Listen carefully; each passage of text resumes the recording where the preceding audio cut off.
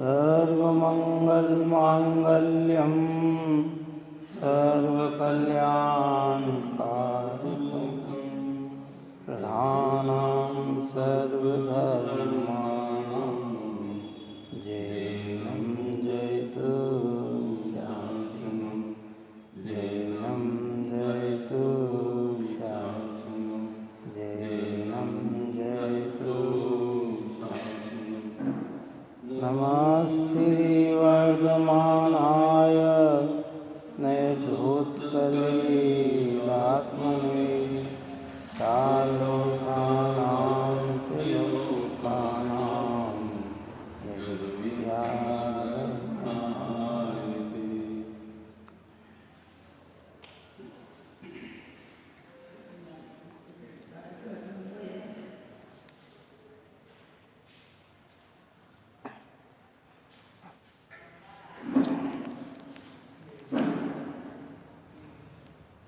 चौथी भावना अपने अभिक्षण ज्ञानोपयोग भावना की चर्चा चल रही थी। कल ये बात कही थी कि ज्ञान से ही सम्यक दर्शन उत्पन्न होता है और ज्ञान से ही मोक्ष प्रकट होता है। सम्यक ज्ञान आत्मा का अविनाशी स्वाधीन धन है। ज्ञान बिना संसार समुद्र में डूबने वाले को हस्तावलंबन देकर कौन रक्षा कर सकता है। ज्ञान के बिना संसार समुद्र में डूबने वाले को हस्तावलंबन देकर कौन रक्षा कर सकता है। विद्या के समान कोई आभूषण नहीं है। विद्या बिना केवल आभूषणों से कोई सत्पुरुष के द्वारा आदरने योग्य नहीं हो जाता है। निर्धन को भी परम निधान प्राप्त कराने वाला एक सम्यक ज्ञान ही है। कहते निर्धन है और उस निर्धन को भी परम निधान सुख उत्पन्न कराने वाला एक सम्यक ज्ञान ही है। निर्धन हो और सम्यक ज्ञान है तो भी सुखी है, और धनवान है और मिथ्या ज्ञान है तो भी दुखी है। क्या इसलिए संसार समुद्र में डूबने वाले को ये ज्ञान जो है हस्तावलंबन है, सहारा देता है। और विद्या के समान कोई आभूषण नहीं है, ज्ञान के समान कोई आभूषण नहीं है।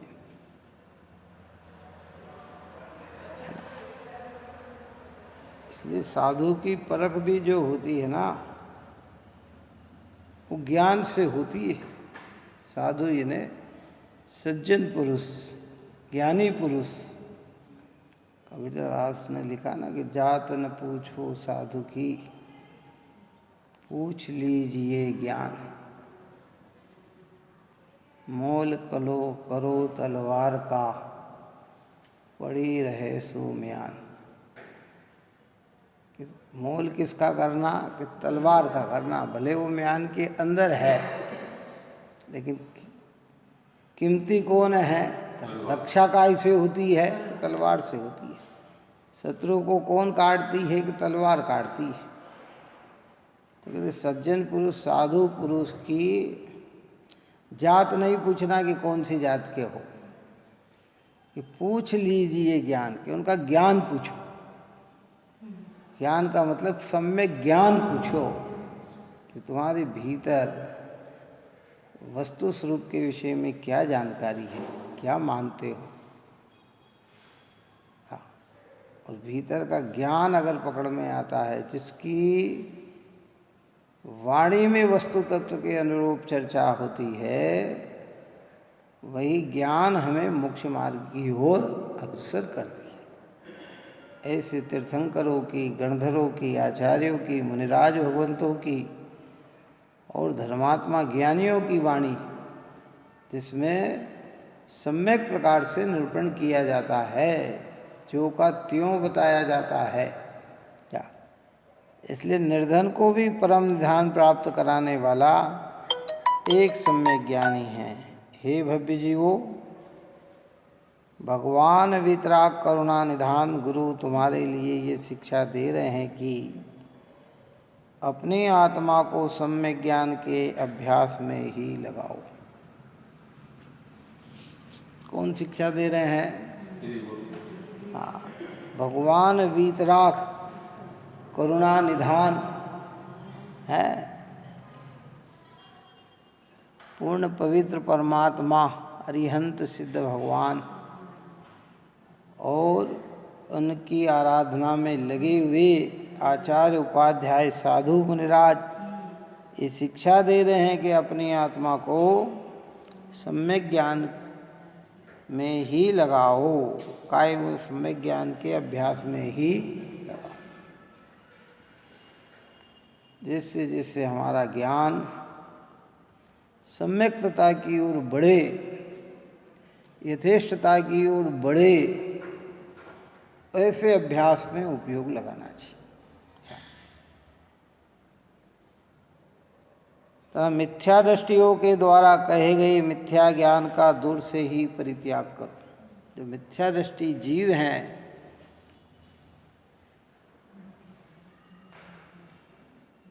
जो देव शास्त्र गुरु के स्वरूप को नहीं जानते हैं, जो उनकी आराधना में नहीं लगे हुए हैं, ऐसे मिथ्या दृष्टि जीव का कहते हैं कि दूर ही से परित्याग करो।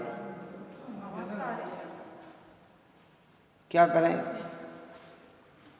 कि दूर से परित्याग करो।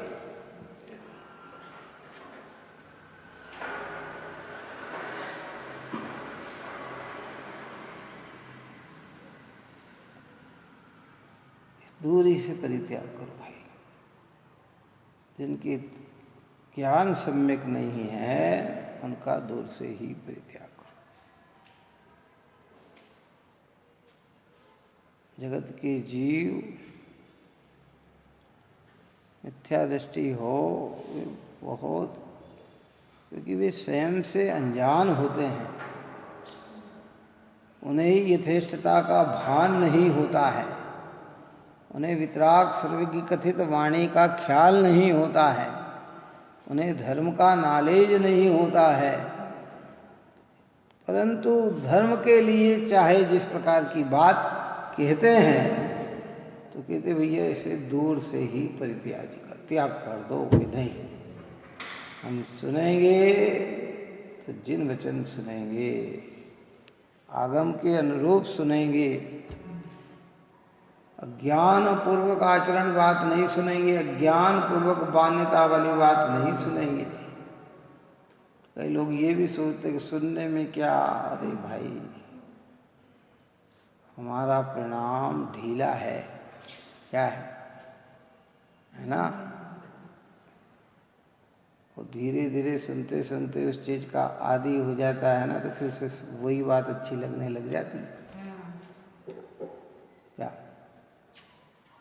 परिपूर्ण व्यक्ति तो कभी भी दिखेगा नहीं। कौन? जिन्हें सम्यक ज्ञान की प्राप्ति हो गई है, उनको सारी दुनिया भी अगर अज्ञान की बात करे तो भी उसका परिणाम जरा सा भी ढीला नहीं होगा, क्योंकि वह तो ऐसा अडिग सुमेरु पर्वत के समान अडिग हो गया।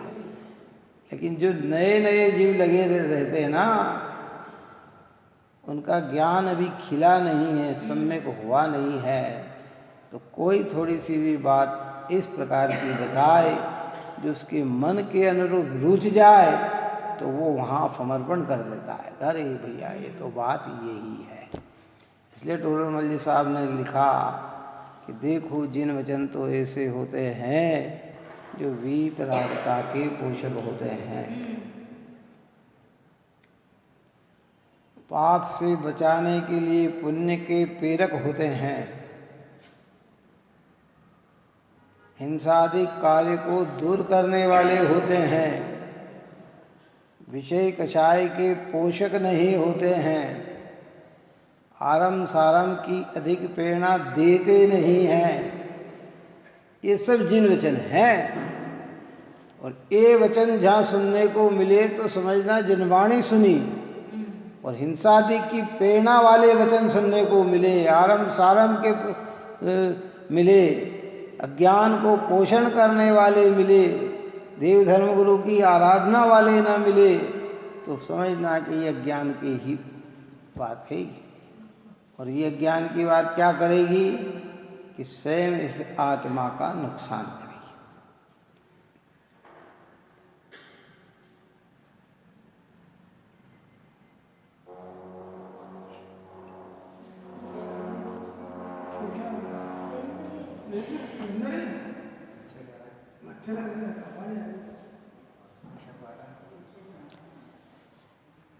ये इसलिए सम्यक ज्ञान और मिथ्या ज्ञान की परीक्षा करके ग्रहण करो, अपने संतान को पढ़ाओ, अन्य लोगों को भी विद्या का अभ्यास कराओ। इस सम्यक ज्ञान और मिथ्या ज्ञान में निर्णय करो। अभी कहा ना कि ये हमने तो सुना, जिनवाणी तो वीतरागता की पोषक है, जो राग की पोषक करे, ये जिन वचन नहीं हो सकते। अपेक्षा से शुभ राग को अच्छा कहना, शुभ राग रूप प्रवर्तन कराना, शुभ राग में प्रवृत्ति की प्रेरणा देना, वो बात अलग है। लेकिन राग मात्र को ही धर्म कहना, कहते भैया ये समझ के बाहर हो गया।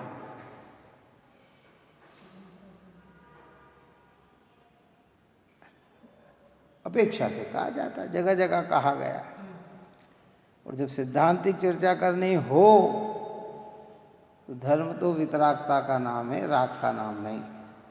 राग की पराकाष्ठता हो, राग कितना ही मंद क्यों न हो, वो धर्म वास्तविकता में नाम नहीं पाता है। और जहाँ राग को धर्म कहा गया हो, खाली कहा गया हो तो व्यवहार है, और उस राग को ही धर्म माना जाए तो मिथ्यात्व है। राग भाव में धर्म मानना जिन मत में मिथ्यात्व कहा जाए कोई बात नहीं। आज तो आपने बहुत धर्म किया, बहुत पूजा में मन लगा, भक्ति में मन लगा, स्वाध्याय में मन लगा, व्रतादिक में मन लगा, तो क्या व्यवहार कहा जाता क्या है?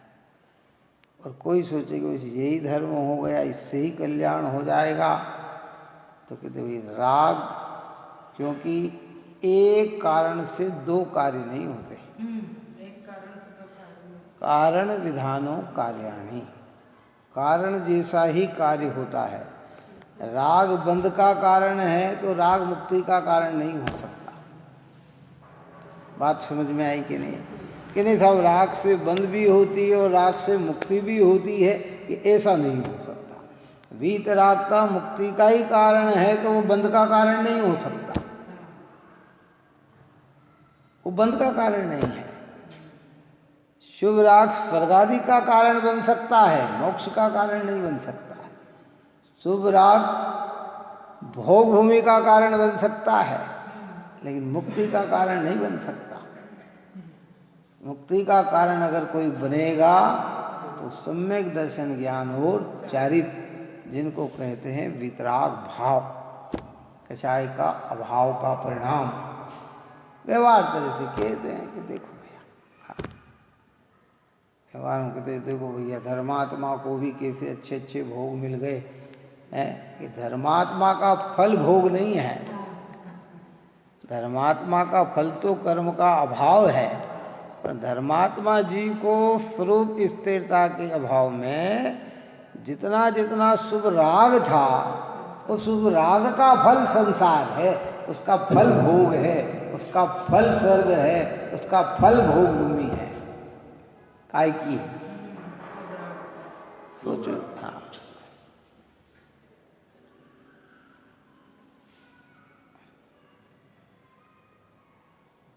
सोच विचार करो। हम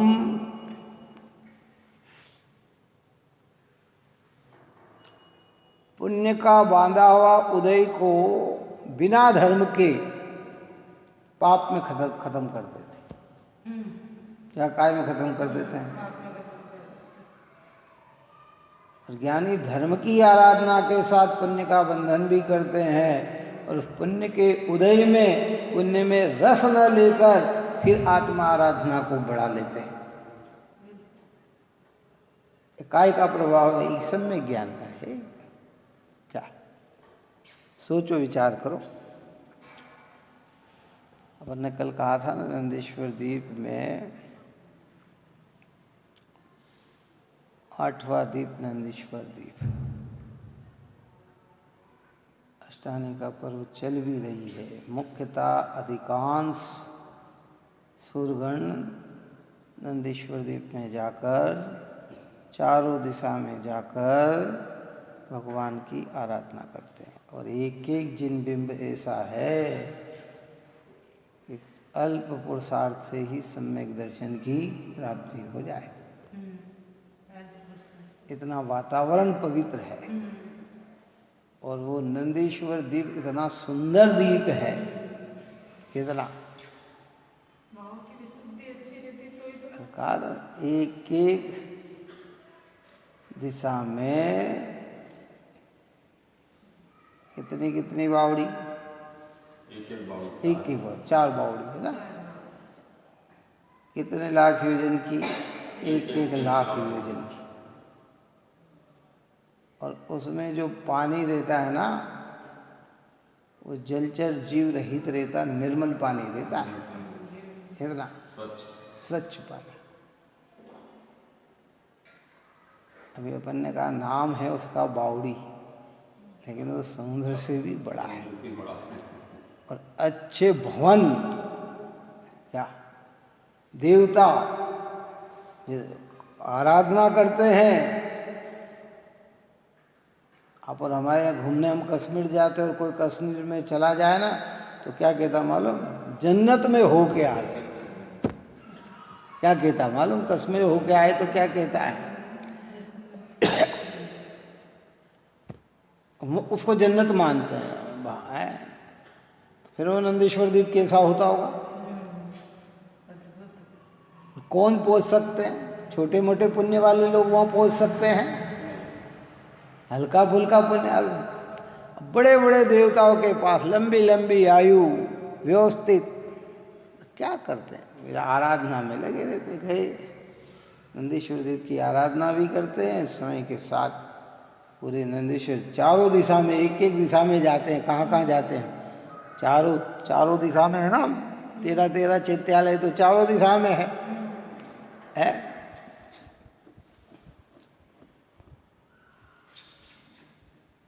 तो पूरब में हो गई पूजा, तो पश्चिम में, उत्तर में जाएंगे, पश्चिम में जाएंगे, दक्षिण में जाएंगे, तो वहाँ का पूरा वातावरण जो देखते हैं, कैसा देखते हैं?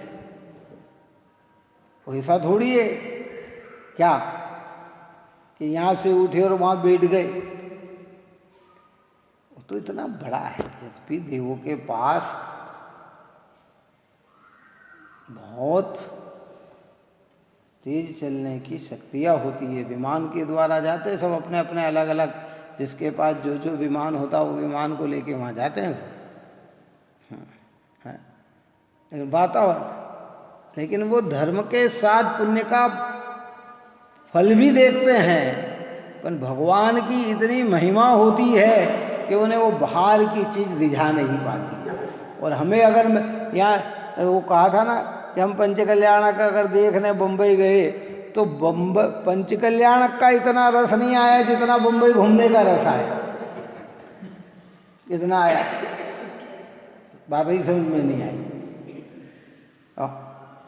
उसका है, कई लोग कहते हैं यार सब यात्रा जा रहे हैं, फलाने जा रहे हैं, ये जा रहे हैं, और वो बीच में घूमने की अच्छी जगह हो, तो जितना उनको भगवान के दर्शन करने का अनुराग नहीं आता उतना घूमने का अनुराग आता। तो पुण्य के उदय को काय में बदलते हैं? पाप में बदलते हैं। और उन्हें उन सब चीज़ों से ज़्यादा महत्व किसका आता है? वो ऐसी सुंदर सुंदर चीज को छोड़कर भी भगवान की आराधना में संलग्न हो जाते हैं, संलग्न हो जाते हैं। क्या ऐसे यहाँ कह रहे हैं भाई, क्या कि भाई सम्यक ज्ञान और मिथ्या ज्ञान की परीक्षा करके ग्रहण करो, अपने संतान को पढ़ाओ, संतान को पढ़ाओ, धर्म का पढ़ाओ, ज्ञान दो, नमोकार मंत्र पे दृढ़ विश्वासक बनाओ।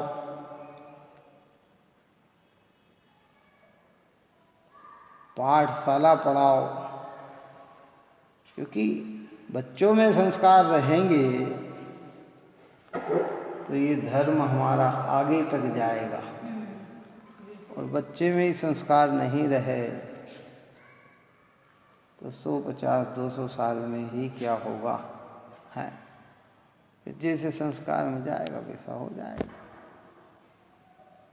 आज वर्तमान समय में तो जितने भी जैन धर्म के समझदार लोग हैं, जिन्हें धर्म से प्रीति और प्रेम है, उनके सबके हृदय में एक ही चिंता सता रही है कि भविष्य में जैन धर्म का क्या होगा, किसको। हर जैनी के हृदय में जो भी समझदार है, क्योंकि वो कहते हैं ना, पुत के पांव पालने में दिखते हैं। वर्तमान समय ऐसा हो रहा है, दिन पे दिन हिंसा,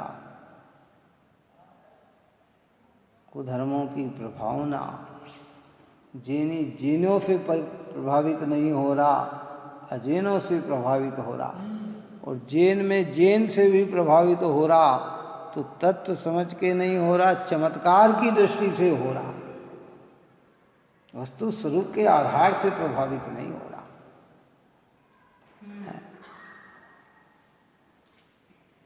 मित्र बन रहे हैं तो सब अजैन बन रहे हैं।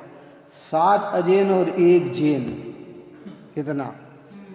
तो अब किसका पाला बड़ा, चलो बताओ।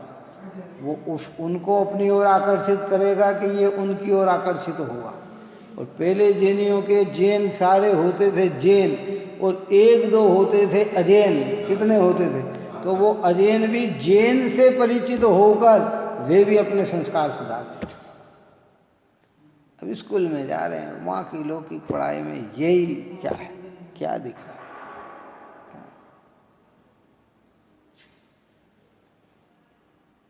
आज बच्चों को कहो कि भगवान बनना, तो कि नहीं, भगवान नहीं बनना, हमें तो डॉक्टर बनना, कलेक्टर बनना, IAS बनना। क्यों है? नहीं बनना, क्योंकि संस्कार ही नहीं है ना। कहाँ है?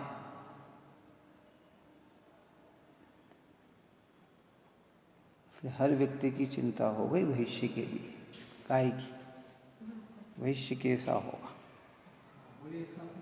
है। हाँ, माहौल बना दिया अपन लोगों ने, बना दिया ना। अब इसमें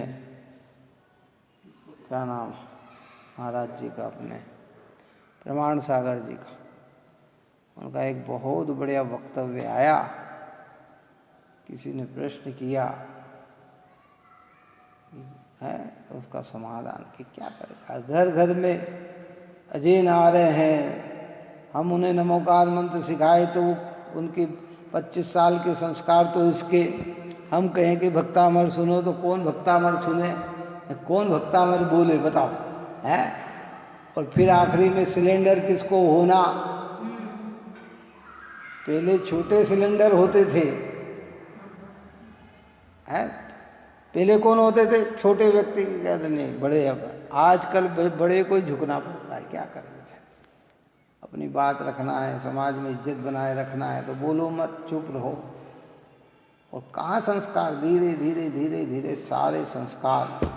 इसलिए कह रहे हैं कि अपने बच्चे को सम्यक ज्ञान की शिक्षा दो, यथेष्ट ज्ञान की शिक्षा दो, ऐसा मजबूत कर दो कि अजैनों के बीच में रहकर भी जीवों से किसी से द्वेष नहीं करना। जैन धर्म किसी के प्रति द्वेष दुर्भावना नहीं सिखाता, किसी से दोस्ती का निषेध नहीं करता, लेकिन निर्णय नहीं होने से झुक जाते हैं। क्या होता है? हम बच्चा ले, अगर आप नहीं समझाओगे बच्चे के, आपने टिफिन किया दिया, दूसरे ने टिफिन किया दिया, दोनों में प्रेम है, कल इसने इसका खाया, आज इसने उसका खाया, तो धीरे धीरे क्या हो, वो कुछ खाएगा, वो चीज़ आपको खिलाएगा, आपकी चीज़ उसे खिलाओगे, तो वो सारी प्रक्रिया क्या हो जाएगी कि आपकी शुद्ध और उसकी अशुद्ध। और जेने जेने में आपस में खाए तो कोई बात नहीं, क्या? इसलिए बहुत माने कि अपने संतान को पढ़ाओ, अन्य लोगों को भी विद्या के अभ्यास में लगाओगे। अन्य लोग भी जितने हैं उन्हें अभ्यास में लगाओ। क्या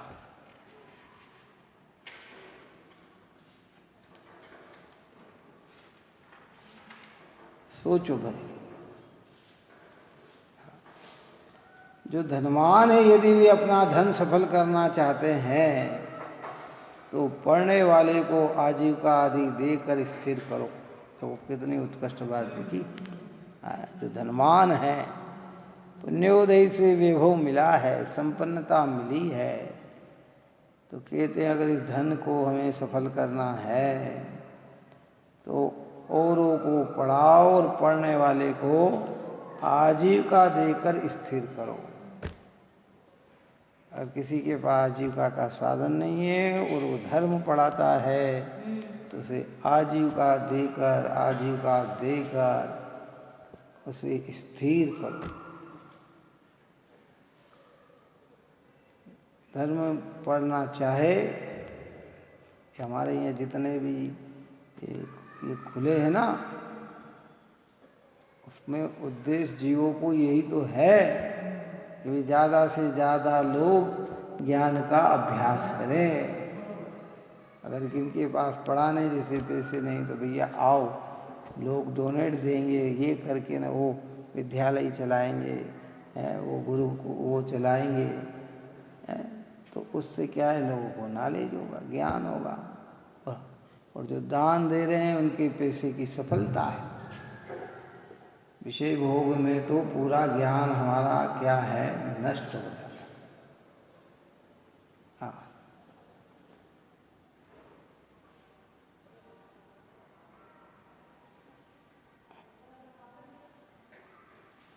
सोचो भाई बात। जो ज्ञान हमारा पानी की बूंदे या पानी गरम गरम तवे पे डालेंगे तो वो नष्ट हो जाएगी। क्या हो जाएगी? और वही पानी को अगर कहीं मिट्टी पे डाला गया, कुछ डाला गया तो कुछ गीला करेगी। और वही पानी अगर पानी में बन जाए तो बह जाए। वो पानी क्या होगा? बहेगा, सब तरफ लाभ करेगा। ऐसे कह रहे हैं कि ये ज्ञान, ये धन, विषय भोग में जो धन लगाया है ये तो गरम तवे के ऊपर है। कैसा है? इससे हटकर धार्मिक कार्य में लगाए और ज्ञान के अभ्यास में लगाया जाए, धन ज्ञान के अभ्यास में लग जाए तो कहते हैं फिर ये बहेगा। हम क्यों कहते हैं कि तीर्थंकरों के समय में जिधर देखो उधर एक वातावरण, धर्म का वातावरण, चारों तरफ धर्म का वातावरण है, बह रही है, जिधर देखो उधर ज्ञान की गंगा बह रही है। इसलिए अपना धर्म सफल करना चाहते हैं तो पढ़ने को वाले को आजीविका आदि देकर स्थिर करो। पुस्तकें लिखाकर विद्या पढ़ने वाले को दो, पुस्तकें लिखाकर। उस समय थी, आज तो बहुत सुविधा हो गई। तो ये जब सदा सुखदास जी ने 160 साल पहले जब लिखा ना, तब वहाँ कहाँ इतनी प्रिंटिंग प्रेस थी और इतनी किताबें छपती थी। वहाँ तो लिखाना पड़ती थी, एक कॉपी की 10 कॉपी करना पड़ती। आज तो गए मशीन में डाली और 1 घंटे में 100 कॉपी बाहर आ गई। वहाँ कहाँ थे? हैं? कितना बड़ा काम था।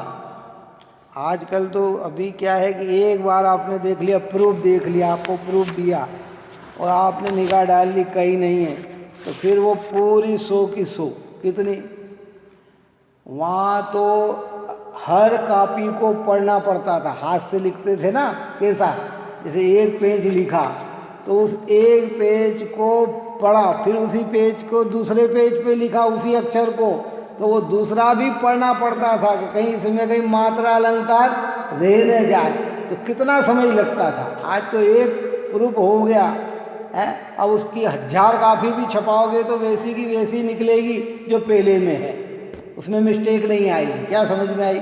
उसमें मिस्टेक नहीं आएगी। और उस समय की तो ऐसी व्यवस्था थी कितना, इसलिए आप और हमें सोचे कि ये जिनवाणी जो हमारे सामने आई है ना, ज्ञानियों का कितना इसमें पुरुषार्थ लगा और कैसी भावनाएं लगी है। अगर ये न होता तो कौन समझ पाता कि वस्तु स्वरूप क्या है भाई, है? सोचो, विचार करो आप। अभी एक ही पेज के 10 पेज करने हो तो सुबह से शाम में 10 पेज नहीं लिखाएंगे, घबरा जाएगा आदमी, हाथ थक जाएंगे, ये थक जाएंगे, वो हो जाएगा। और वहाँ तो ऐसे में उन्होंने कार्य किया। इसलिए कहते हैं कि भैया पुस्तक लिखाओ, विद्या पढ़ने वाले को दो, पुस्तक को शुद्ध करो। क्या करे, अगर उस पढ़ा और उसमें कुछ तो उसे शुद्ध करो। अभी मैंने कहा ना कि आज देख लिया प्रूफ, उसके बाद कुछ नहीं, कितना, क्योंकि वो सब एक जैसी निकलेगी और उसमें तो एक एक चीज को देखना पड़ता था। कराओ, पढ़ने पढ़ाने के लिए स्थान हो, और पढ़ने पढ़ाने के लिए स्थान हो। ये तो कहते भाई स्वाध्याय भवन बने, स्वाध्याय चलती रहे, तत्व चर्चा होती रहे, आप आने वाले समय में जीव थोड़े भी हो अपने हित की बात सुने तो सही है, नहीं हो तो कहाँ है भैया। लोगों को नहीं समझ में आती भाई, क्या करें। भोग के साधन के लिए करोड़ों अरबों रुपए खर्च करने के लिए तैयार हैं, लेकिन जहाँ धार्मिक हो वहाँ सबकी भावनाएं पीछे हो जाती, कमज़ोर हो जाती है। कोई विरल जीव ही इसमें आगे की ओर बढ़ते हैं, धन्य है वे जीव। निरंतर पढ़ने सुनने में ही मनुष्य जन्म का समय व्यतीत करो। यह अवसर बीतता चला जा रहा है। जब तक आयु, काय, इंद्रिया, बुद्धि, बल ठीक है, तब तक मनुष्य जन्म की एक घड़ी भी सम्यक के ज्ञान के बिना नहीं खो। क्या कहा? क्या? मनुष्य जन्म का समय व्यतीत न करो, यह अवसर बीतता चला जा रहा है। कहाँ है? बीतता चला जा रहा है। क्या? जब तक आयु, काय, इंद्रिया,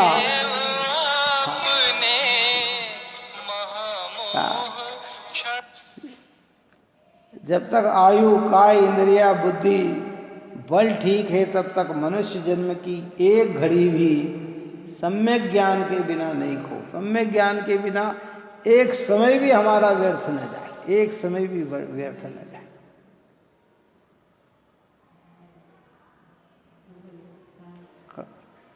ये हम जो पढ़ रहे हैं ना, काय के लिए पढ़ रहे हैं, सुन रहे हैं तो काय के लिए सुन रहे हैं? ये सम्यक ज्ञान।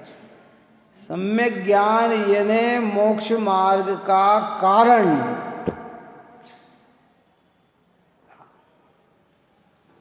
लौकिक पढ़ाई पढ़ाने में भी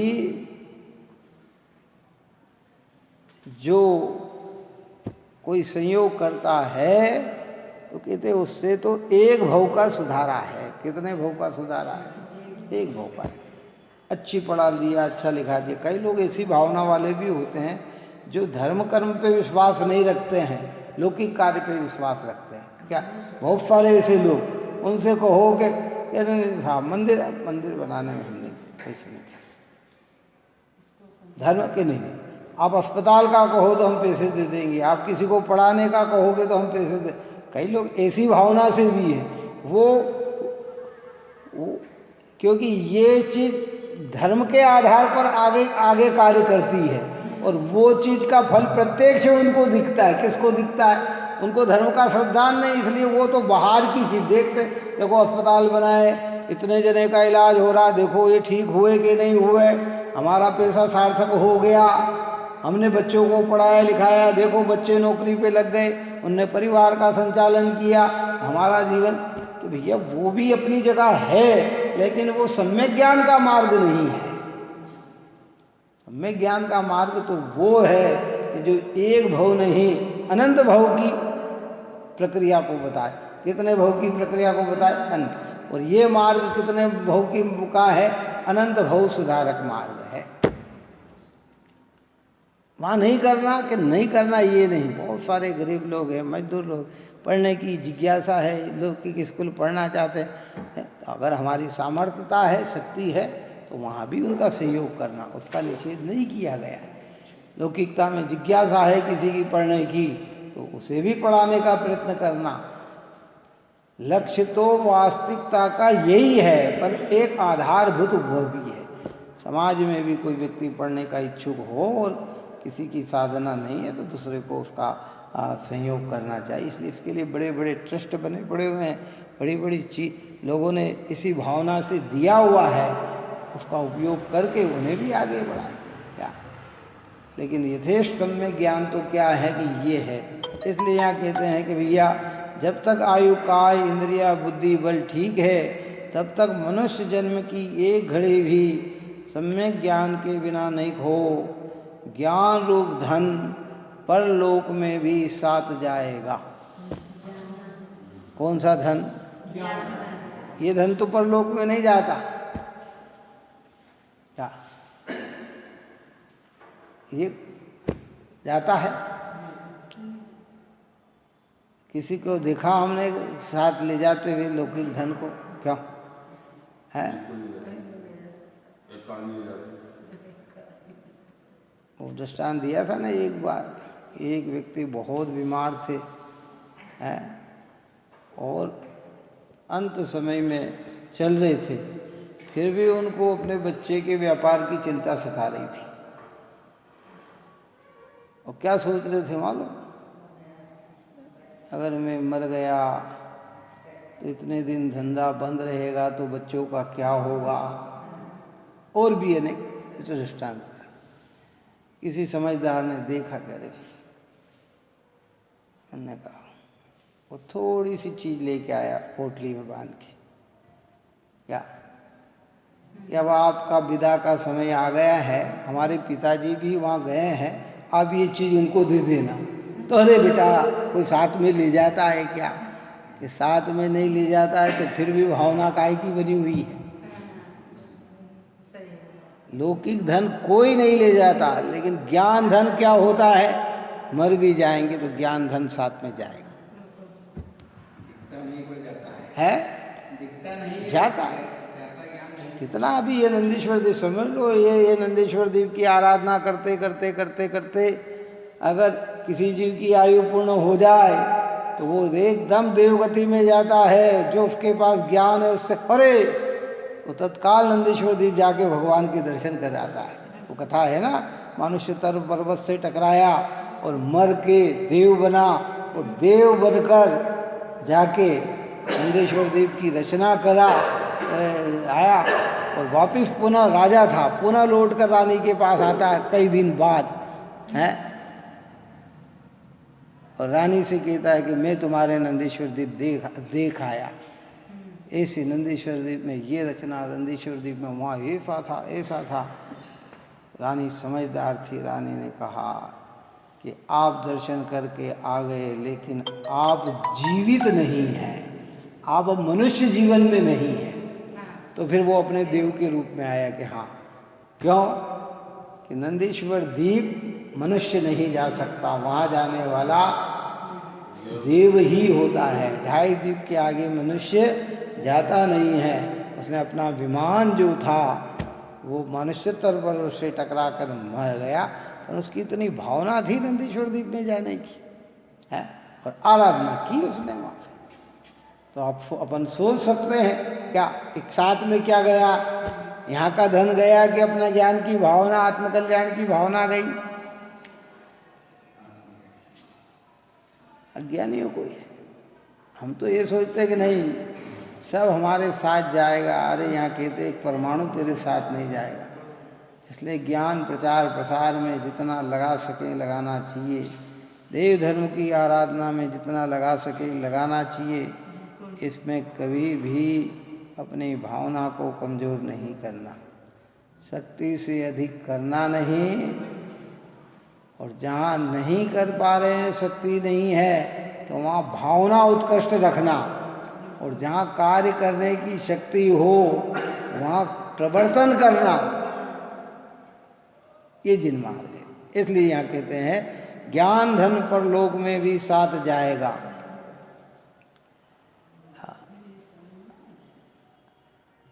इस अभिक्षण ज्ञानोपयोग की महिमा का कोटि जीवा द्वारा भी वर्णन नहीं किया जा सकता है। कितने कितने जीवन, करोड़ों जीवानों के द्वारा भी किसकी सम्यक ज्ञान की महिमा का वर्णन नहीं किया जा सकता है।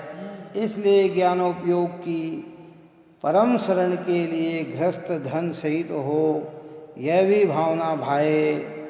अर्थ अर्घ उतारण करो तथा जो घर में त्यागी हो वे भी निरंतर भावना भाए। इस प्रकार यह अभिक्षण ज्ञानोपयोग नाम की चौथी भावना का वर्णन किया। कितनी भावना हमारी हो गई? 4। कल की चर्चा में अगर विशेष जैसे उनमें सम्यक ज्ञान नहीं माना, एक तो घास पे चले वंशा पानी में पड़ी के दो पूर्व 11 दो पूर्व ज्ञानी होते हुए आत्म श्रद्धा सम्यक ज्ञान करने की वजह से ज्ञान तो सब था, मतलब सम्यक ज्ञान नहीं माना। हाँ, लेकिन प्रतीति में नहीं था, दृढ़ता नहीं थी। अगर उन्हें पता होता तो घास पे किसी भी हालत में घास पे भी चलते नहीं, क्योंकि मुनियों का मार्ग ऐसा नहीं है। मतलब उनकी इस क्रियाओं से करके बस वो पहचान थी। अब देखो हर चीज़ आती है ना, प्रथमानुयोग में परीक्षा करते हैं तो परीक्षा कैसे करते हैं भाई? उनकी किसी की वचनों से परीक्षा होती है, किसी की क्रिया से परीक्षा होती है, हैं? किसी बाहरी तरीके से परीक्षा होती है, सबकी अपने अपने परीक्षा हो जाती है। वो परीक्षा देखा उसने, उसके तो शुल्लक जी के जो भी थे उनको विकल्प आया कि इतने बड़े, क्योंकि उन्हें रेवती रानी को उनको वंदन करने का कहा, उनको धर्म लाभ का उपदेश दिया, उधर महाराज जी को आशीर्वाद दिया, और इतने बड़े संत है और जिनका चारों तरफ नाम चल रहा है, उनको वंदन का नहीं कहा, तो इसका मतलब उन्होंने कहा कुछ न कुछ तो बात होगी ना। तो फिर परीक्षा दी, फिर करी क्या उसमें सिद्ध हो।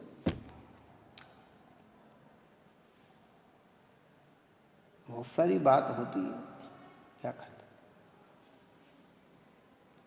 इसलिए इसका इस प्रकार ये अभिक्षण ज्ञानोपयोग नाम की चौथी भावना का वर्णन किया।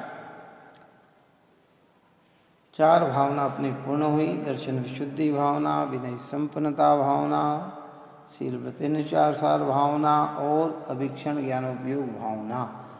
आगे 5वीं भावना अपनी संवेग भावना चलेगी, जिसकी चर्चा अपन कल करेंगे।